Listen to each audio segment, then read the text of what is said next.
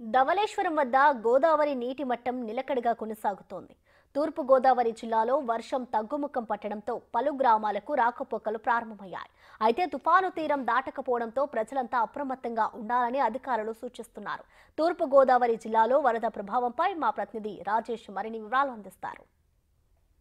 కురుస్తున్న వర్షాలు, పొంగి పొర్లుతున్న వాగులు తద్వారా గోదావరి మాత ఉగ్రరూపం దాల్చుతుంది. రాజమండ్రి వద్ద ప్రస్తుతం మనం ఉన్నాం. ఇక్కడ పుష్కర్ ఘాట్ వద్ద ఉన్నాం. ఇక్కడ గత 3 రోజులుగా కూడా చూసుకుంటే నీటి మట్టం ఈరోజు మరింతగా పెరిగిందని చెప్పాలి. ధవళేశ్వరం ఆనకట్ట వద్ద ఆ నీటి మట్టం 13.70 అడుగులు చేరుకుంది. దీంతో మరింత ఫ్లోని కిందకి విడిచిపెట్టే ప్రయత్నం చేస్తున్నారు.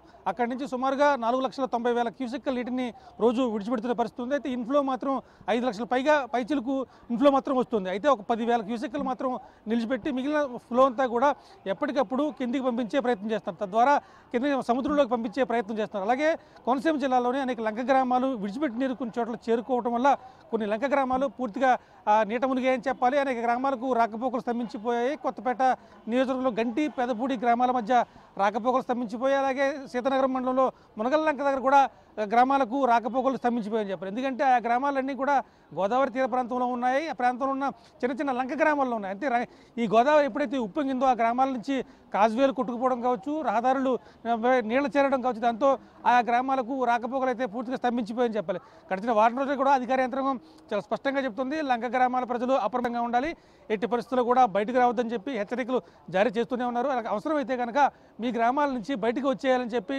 చాలా స్పష్టమైన హెచ్చరికలు కూడా జారీ చేస్తున్న పరిస్థితి ఉంది. సుమారుగా అంటే ప్రధానంగా చూసుకుంటే తూర్పుగోదావరి జిల్లా, కోనసీమ జిల్లా, అలాగే కాకినాడ జిల్లా, ఈ 3 జిల్లాల్లో కూడా పదుల సంఖ్యలో కొద్దిపాటి వర్షానికి కూడా ఎఫెక్ట్ అయ్యే గ్రామాలు ఉన్నాయి. ఆ గ్రామాలన్నింటినీ కూడా ఇప్పటికి అలర్ట్ చేస్తారు. అవసరమైతే కనుక ఆ దగ్గరలో ఉన్న ప్రభుత్వ పాఠశాలలు కావచ్చు, ప్రభుత్వ కార్యాలయాలన్నీ కూడా సిద్ధం చేసి ఖాళీ చేసి పునరావాస కేంద్రాలకు ఉపయోగించేందుకు సిద్ధంగా ఉంచారు. ముఖ్యంగా ఆ కోనసీమ జిల్లాలో రైతాంగం అంతా పూర్తిగా నష్టపోతుందని చెప్పాలి. వేలాది హెక్టార్లలో పంట నష్టం సంభవించింది.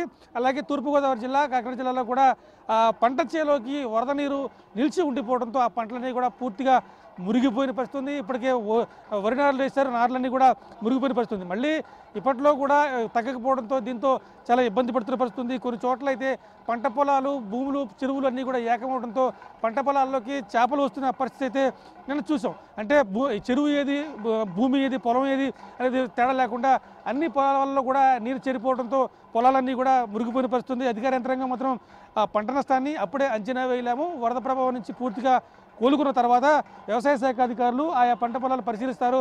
పంటలను బట్టి అరటి కావచ్చు, లేకపోతే ఇతర వాణిజ్య పంటలు కావచ్చు, ఏ పంటలు ఉన్నా కానీ ఆ పంటలను బట్టి నష్టపరిహారం అందించేందుకు అధికార యంత్రాంగం ఏర్పాట్లు చేస్తుందని చెప్తున్నారు. అలాగే ప్రభుత్వ ప్రతినిధి కూడా, ఎమ్మెల్యేలు కావచ్చు, మంత్రులు కావచ్చు, రైతాంగం ఎటువంటి ఆందోళన చెందాల్సిన అవసరం లేదు.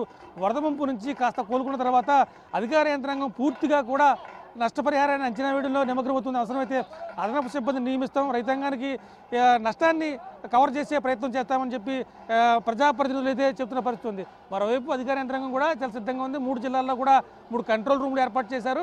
ఏ గ్రామం నుంచి ఏ చిన్న ఫోన్ వచ్చినా కానీ అక్కడి నుంచి స్థానికంగా ఉన్న గ్రామీణ స్థాయిలో ఉన్న అధికారులను అప్రమత్తం చేయడం, వాళ్ళని అక్కడి నుంచి ఒకవేళ ముంపునకు గురవుతుంటే కనుక ఎన్డీఆర్ఎఫ్ బలగాలను, ఎస్డీఆర్ఎఫ్ బలగాలను ప్రత్యేక పడవల ద్వారా వెళ్ళడం, ఆ గ్రామస్తుల ప్రజల్ని బయటికి తీసుకొచ్చే ప్రయత్నం చేయడం, ఇలా రకరకాల ప్రయత్నాలు చేస్తున్నారు. నిన్న ఏజెన్సీలోని ఒక గ్రామంలో 2 గర్భిణీ మహిళలు ఉండిపోయారు. అక్కడి నుంచి కంట్రోల్ రూమ్కి ఫోన్ రావడంతో ఎన్డీఆర్ఎఫ్ బలగాలు ప్రత్యేక పడవల ద్వారా వెళ్ళి ఆ 2 గర్భిణీ మహిళలను పికప్ చేసుకుని రంపచోడవరం ఏరియా ఆసుపత్రికి తీసుకొచ్చిన పరిస్థితి ఉంది.